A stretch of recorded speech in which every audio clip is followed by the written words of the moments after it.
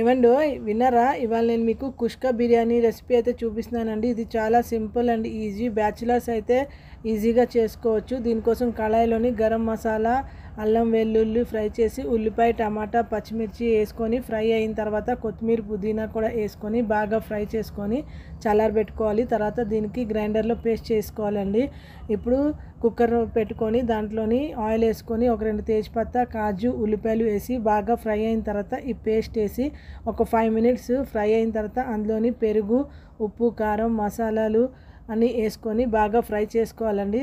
తర్వాత ఒక కప్పు బిర్యానీ రైస్కి 2 కప్స్ వాటర్ వేసుకొని మనం 2 విజిల్స్ అయితే పెట్టుకుంటే బిర్యానీ రెడీ అయిపోతుంది. సింపుల్గా ఉంటుంది.